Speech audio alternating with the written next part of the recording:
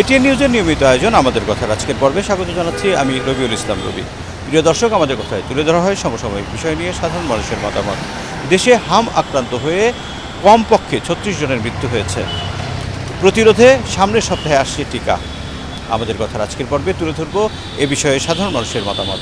তার আগে চলুন দেখে আসি বিষয়টি নিয়ে একটি প্রতিবেদন।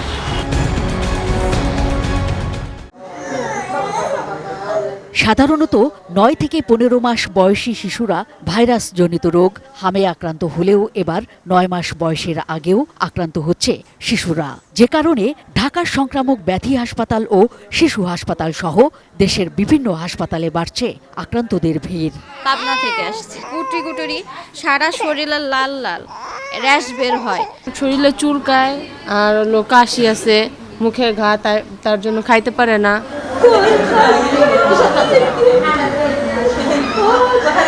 কিছু বুঝে ওঠার আগেই দ্রুত যেমন শরীরে হাম ছড়িয়ে পড়ছে, বাড়ছে মৃত্যু ঝুঁকিও।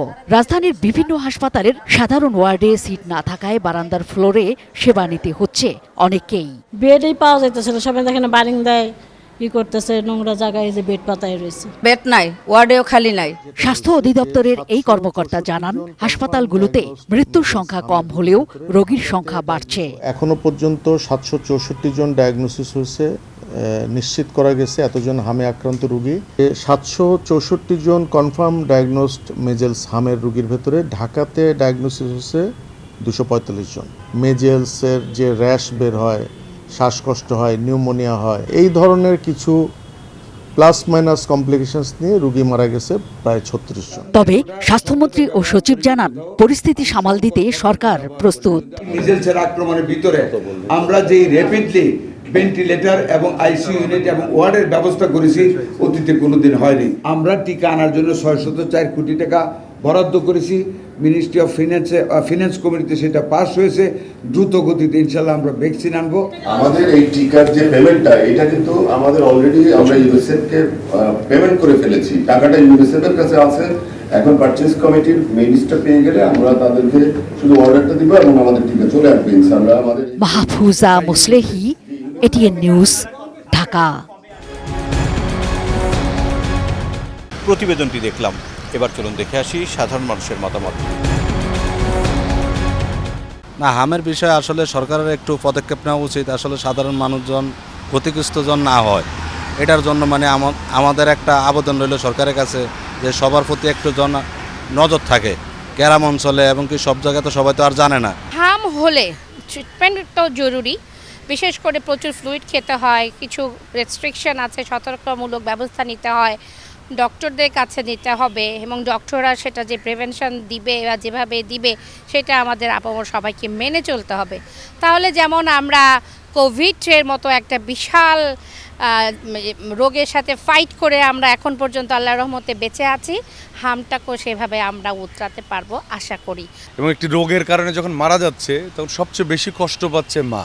তা হামের বিষয় করণীয় হচ্ছে এখন আমাদেরকে দ্রুত হামের টিকা দেয়া এবং দ্রুত তাদেরকে ওই দ্রুত আইসিডিডিআরবি আছে যেখানে ওরাও কিন্তু এই নিয়ে গবেষণা করতে পারে, যত দ্রুত সেই রোগ তত্ত্ব আবিষ্কার করার পরে তাদেরকে টিকা দিতে পারে। এবং আমার মনে হয় সবচেয়ে বড় হচ্ছে আমাদের সদিচ্ছা।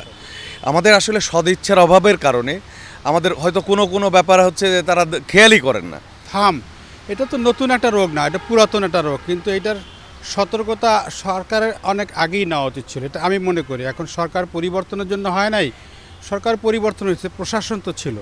তো এখন আমরা একটা মহামারীর মধ্যে আবার পড়ে গেলাম, যে রকমের আমরা আগের মহামারীগুলো ফেস করেছি, এখন নতুন করে ফেস করতে হবে, যেটা খুব অ্যাজ আর্লি অ্যাজ পসিবল টিকা দিতে হবে। অনেক উপজেলা পর্যায়ে টিকা নাই, স্টক নাই।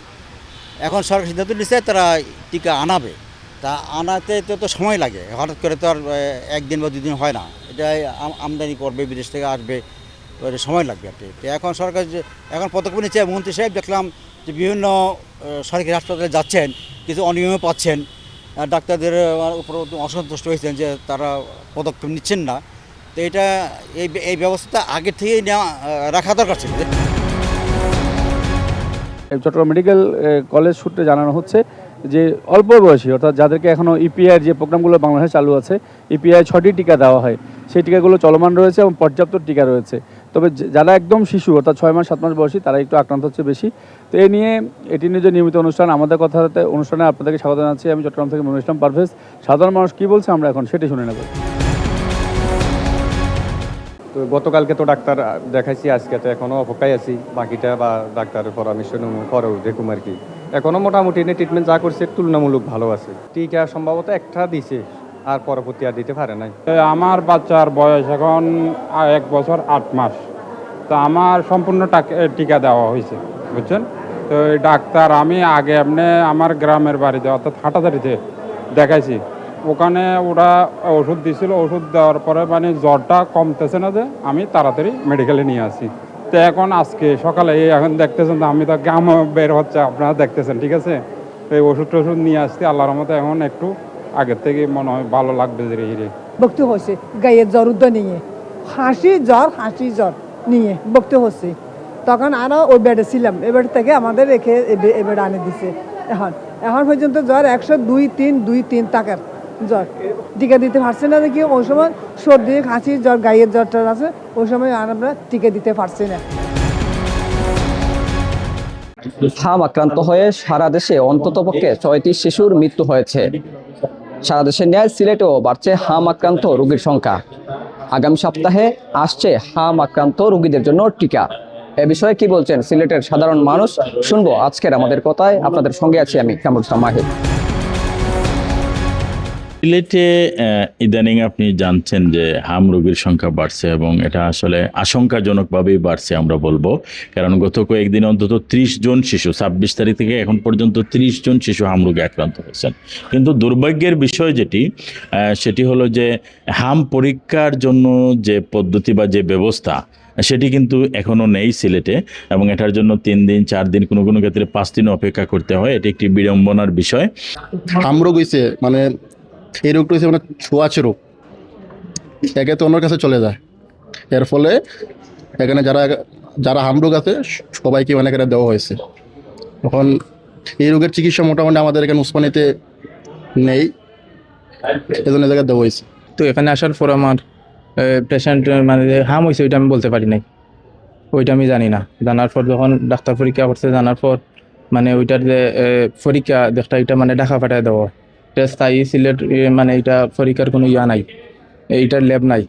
তো আমি ওই বিষয়টা না দাবি জানাই যে সিলেট যাতে খুব দ্রুত মানে এই ল্যাবটার ব্যবস্থা করা হয়। আমার বাচ্চার অসুস্থতা হইল গিয়া যেমন খুব বেশি খাসি জ্বর, আর ওদিন যেদিনকে আমি কালকে আইসি কালকের আগের দিন থেকে আমার বাচ্চার সারা মুখ লাল হইয়া হামের একটা দেখা গেছে।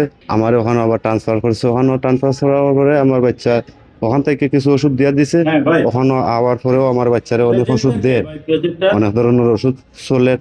আমি যতটুকু দেখলাম আমার বাচ্চা গত রাতও খুব একটা আরামে আছে।